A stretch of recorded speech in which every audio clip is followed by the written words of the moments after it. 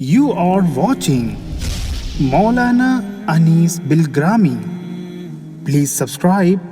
Also, don't forget to like, comment, and share.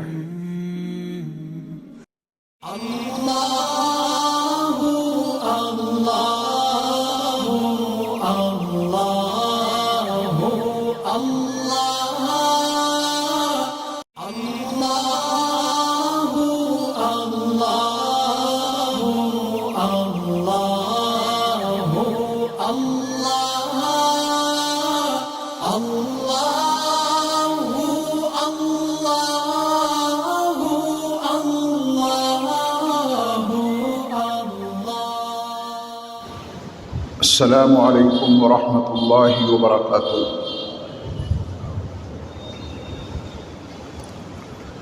بسم اللہ الرحمن الرحیم۔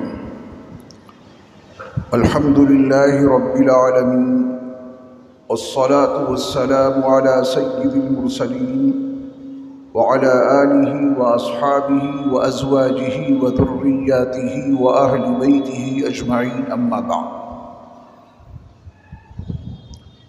نبی آخر الزماں حضرت محمد صلی اللہ علیہ وسلم کی 23 سالہ پیغمبرانہ زندگی کا جو سب سے بڑا کارنامہ ہے وہ یہ ہے کہ آپ علیہ السلام نے دعاؤں کے حوالے سے اللہ کے بندوں کو اللہ سے وابستہ کر دیا۔ عبد اور معبود کا جو رشتہ ہے وہ یہ ہے کہ بندہ اپنے آپ کو سراپا محتاج سمجھے، جو عین حقیقت ہے۔ ہم اور آپ اور دنیا کا ہر انسان بلکہ کائنات کی ہر شے سراپا احتیاج ہے، محتاجگی کے سوا کچھ نہیں ہمارے اور آپ کے پاس۔ قدرت، اختیار کچھ بھی نہیں ہے تکوینی امور میں ہمارے اور آپ کے لیے۔ اپنے وجود پر نگاہ دوڑائیں، اس میں کوئی ایک چیز ایسی ہو جو ہمارے اختیار میں ہو، جس کے بنانے میں اور اس کو چلانے میں ہم خود مختار ہوں۔ جسم کے جس حصے پر بھی آپ نگاہ دوڑائیں گے تو سراپا محتاجگی ٹپکے گی، اس کے سوا کچھ نہیں۔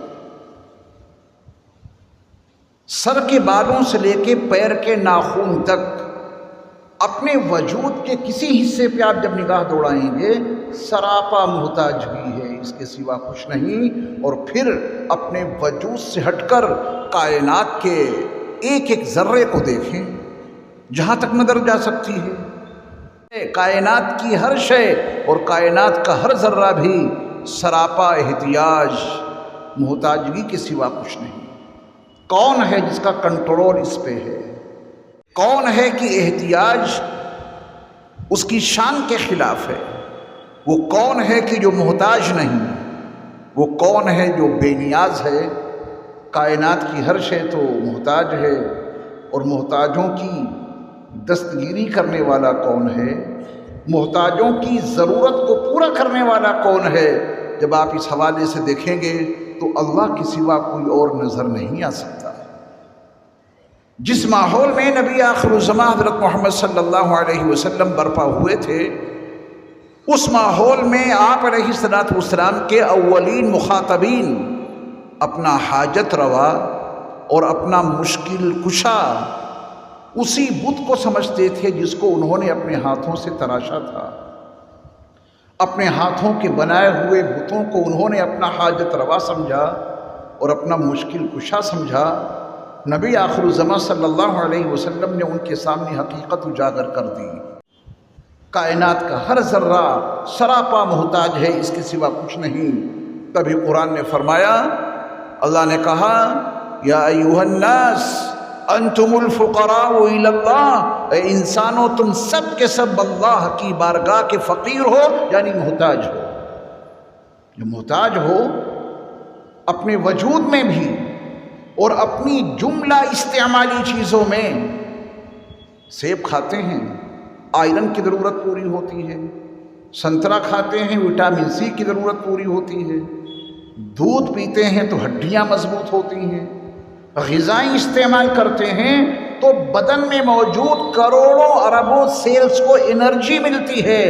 उन अशिया में वो एनर्जी पैदा की तो किसने पैदा की, और उसको इस्तेमाल करने के बाद हमारे बदन के सेल्स को जो एनर्जी, ताकत और क़ुव्वत मिलती है, इसके पीछे किसकी कुदरत कार फरमा है? अल्लाह के सिवा कोई नहीं। जब तक ये यकीन पुख्ता नहीं होगा, ईमान कामिल नहीं हो सकता। कायनात की हर शे पे अगर किसी को कुदरत हासिल है तो वो सिर्फ और सिर्फ हमारे अल्लाह हैं। इन्नल्लाह अला कुल्ली शैइन कदीर। अपनी कुदरत को तुम भूल जाओ, कायनात के हर जर्रे पे अगर किसी को मुकम्मल कुदरत हासिल है तो वो सिर्फ और सिर्फ अल्लाह है। तुम समझते हो कि तुम्हारी दुकान तुम्हें खिला पिला रही है, ये कारखाने तुम्हें खिला रहे हैं, बाप बेटे को खिला रहा है, माँ अपनी औलाद को खिला रही है, भाई भाई को खिला रहा है, ये सब ज़ाहिरी नक्शे हैं। जब हकीकत में जाओगे तो कुरान की आयत यकीनन समझ में आ ही जाएगी। वमा मिन दाब्बतिन फिल अर्दि इल्ला अलल्लाहि रिज़्क़ुहा। कायनात में मौजूद, ज़मीन में मौजूद हर जिंदा जानवर, उसकी रोज़ी अल्लाह के ज़िम्मे है, न मेरे ज़िम्मे न आपके ज़िम्मे।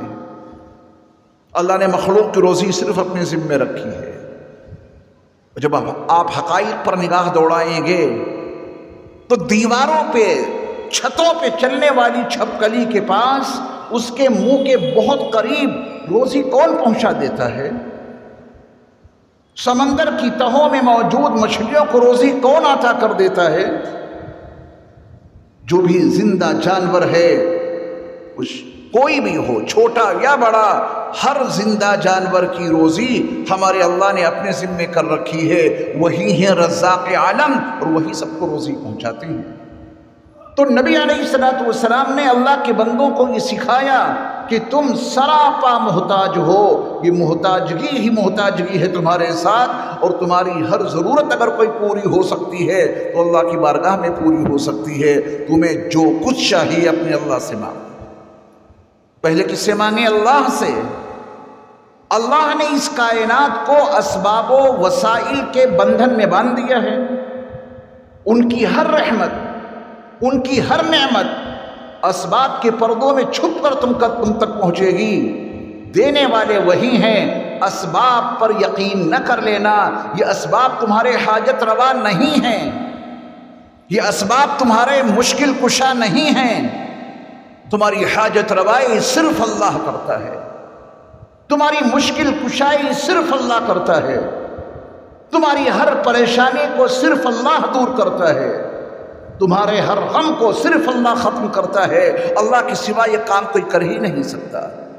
करोड़ों दुरूद व सलाम हो नबी आखिरुज़्ज़मा हज़रत मोहम्मद सल्लल्लाहु अलैहि वसल्लम पर कि आपकी 23 साला पैगम्बराना ज़िंदगी का ये सबसे बड़ा कारनामा है कि आपने दुआओं के ज़रिया अल्लाह के बंदों को अल्लाह से वाबस्ता कर दिया। दुनिया खाना खाती है और आपको उनके खाने का तर्ज खूब मालूम है। ईमान वाला भी खाना खाता है। ईमान वाला खाना खाने से पहले उसे ज़रूर याद करता है जिसने उस तक वो रोज़ी पहुंचाई है। बिस्मिल्लाहि व अला बरकतिल्लाह पढ़ के आप खाना खाते हैं। खाने से पहले आपने अपने अल्लाह को याद किया। ये किसकी तालीम है? ये सिर्फ मेरे मुस्तफ़ा की तालीम है। खाने के वक्त में अपने अल्लाह को भूल न जाना। फलयंजुरिल इंसानु इला तामी, जो कुछ तुम खाते हो उस पर गौर कर लिया करो। अन्ना सबबनल माअ सब्बा थुम्मा शक़क़नल अर्ज़ शक़्क़ा। फिर पूरी तफसीर आगे मौजूद है। आसमान से पानी हमने उतारा, ज़मीन के मजबूत सीने को चाक करके पेड़ पौधे हमने निकाले, और उसी में तुम्हारी ग़िज़ाएँ मौजूद हैं। ये अल्लाह ने जिम्मेदारी ली है। पानी कौन नहीं पीता? सभी पीते हैं। वजअलना मिनल माइ कुल्ल शैइन हई, हर जिंदा चीज को पानी से पैदा किया है अल्लाह ताला ने। पानी हमारी और आपकी जिंदगी की बड़ी अहम जरूरत है। बल्कि अगर ये कहा जाए जिंदगी ही का दूसरा नाम पानी है तो सच है। ये पानी मैंने बनाया है, یہ پانی آپ نے بنایا؟ یہ پانی جل بورڈ نے بنایا؟ کس نے بنایا؟ جب پانی پیو، جس نے پانی بنایا ہے اس کا نام لے کر پانی پیو۔ کون سا ایسا عمل ہے ہماری اور آپ کی زندگی کا؟ صبح، شام، رات، دن، 24 گھنٹے کی معمولاتی زندگی پہ نگاہ دوڑائیے اور یہ دیکھیے کون سا ایسا ہمارا اور آپ کا عمل ہے جس کے لیے میرے مصطفیٰ علیہ السلام نے کوئی نہ کوئی دعا تلقین نہ کی ہو، تاکہ اللہ کے یہ بندے اپنی زندگی کے کسی لمحے میں اپنے اللہ کو بھول نہ جائیں، فراموش نہ کر بیٹھے۔ دعائیں تلقین کر دیں، کھانے سے پہلے یہ پڑھو، کھانے کے بعد یہ پڑھو، پانی پینے سے پہلے یہ پڑھو، پانی کے بعد، پانی پینے کے بعد یہ پڑھو، کپڑے پہنے تو یہ پڑھیں، آئینہ دیکھو تو یہ پڑھو، ٹوائلٹ جائیں تو جانے سے پہلے یہ پڑھو، باہر نکلیں تو نکلنے کے بعد یہ پڑھیں، سونے سے پہلے یہ پڑھو، سونے کے بعد یہ پڑھو۔ 24 گھنٹے کی معمولاتی زندگی نبی کریم صلی اللہ علیہ وسلم کی تعلیمات سے گھری ہوئی ہے، اور یہی آپ علیہ السلام کا سب سے بڑا کارنامہ ہے کہ آپ علیہ السلام نے دعاؤں کے ذریعہ اللہ کے بندوں کو اللہ سے وابستہ کر دیا۔ صبح ہوئی تو صبح کے وقت میں عام طور پہ انسان پہ غفلت طاری ہوتی ہے۔ نبی علیہ السلام نے فرمایا کہ اب تمہاری آنکھ کھلی ہے، ابھی تک تم بے خبر سو رہے تھے، اور یہ ایک سچائی ہے کہ ہم اور آپ گناہ کر کر کے سوتے ہیں، اور ہمارا اور آپ کا رب جاگ جاگ کر ہماری اور آپ کی حفاظت کرتے ہیں۔ اللہ لا الہ الا هو الحی القیوم لا تأخذه سنة ولا نوم، نہ اسے اونگ آتی ہے نہ اسے نیند آتی ہے۔ ہم اور آپ گناہ کر کر کے سو جاتے ہیں بے خبر، اور ہمارے اللہ جاگ جاگ کر ہماری حفاظت کرتے ہیں۔ ہم اور آپ سوئے تو اپنے وجود کی خبر نہیں رہی، بیدار ہوئے ہیں، ہوئے نہیں، کسی نے بیدار کر دیا ہے۔ اگر وہ بیدار نہ کرتے تو پھر وہی بستر موت کا بستر ثابت ہو جاتا، کوئی طاقت نہیں جو اس بستر سے اٹھا دیتی۔ ہم اور آپ سوئے، اور جب آنکھ کھلی تو دنیا جاگتی ہے سونے کے بعد، ہر جانور جاگتا ہے سونے کے بعد، مگر میرے مصطفیٰ علیہ السلام کی تعلیم یہ ہے کہ جب تم صبح بیدار ہو اور تمہاری آنکھ کھلے تو سب سے پہلے اسی اللہ کی تعریف میں لگ جانا جس نے تم کو مارنے کے بعد دوبارہ زندہ کر دیا۔ الحمدللہ الذی احیانا بعدما اماتنا والیہ النشور۔ آنکھ کھلی ہے تو اللہ کے ذکر کے ساتھ، اور جب سوئے تھے تو اللہ کا نام لے کر۔ یہ اسلام کی سب سے بڑی خوبی ہے۔ دنیا میں بہت سارے مذاہب ہیں، ہمیں ان پہ تنقید کرنے کی کوئی ضرورت نہیں، لیکن جب آپ تقابل ادیان کو عنوان بنا کر اس کا مطالعہ کریں گے تو یہ حقیقت آپ کے ہاتھ ضرور لگ جائے گی کہ پوری دنیا میں کوئی ایسا مذہب نہیں ہے جس نے 24 گھنٹے کی معمولاتی زندگی کے لیے اتنے اذکار دیے ہوں، اتنی دعائیں دی ہوں کہ یہاں یہ پڑھو، یہاں یہ پڑھو۔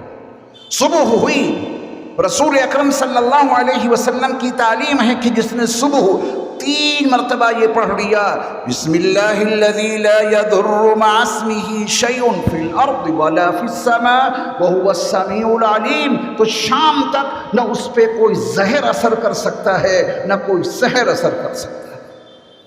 پڑھیے، صبح نبی کی تعلیم ہے۔ شام کو جس نے یہ دعا پڑھ لی، بسم اللہ الذی لا یضر مع اسمہ شیء فی الارض ولا فی السماء وہو السمیع العلیم، تو صبح کے برپا ہونے تک نہ اس پہ کوئی زہر اثر کر سکتا ہے نہ کوئی سحر اثر کر سکتا ہے۔ نبی کی تعلیمات پہ اگر یقین ہے تو نبی کی ان تعلیمات کو اپنی زندگیوں میں شامل کیجیے۔ نبی علیہ السلام کا فرمان عالی شان ہے کہ جس نے صبح اعوذ باللہ السمیع العلیم من الشیطان الرجیم پڑھ کر سورۃ الحشر کی آخری 3 آیتیں پڑھ لیں، هو اللہ الذی لا الہ الا هو عالم الغیب والشہادہ هو الرحمن الرحیم، هو اللہ الذی لا الہ الا هو الملک القدوس السلام المؤمن المہیمن العزیز الجبار المتکبر سبحان اللہ عما یشرکون هو اللہ الخالق البارئ المصور له الاسماء الحسنى يسبح له ما في السماوات والارض وهو العزیز الحکیم۔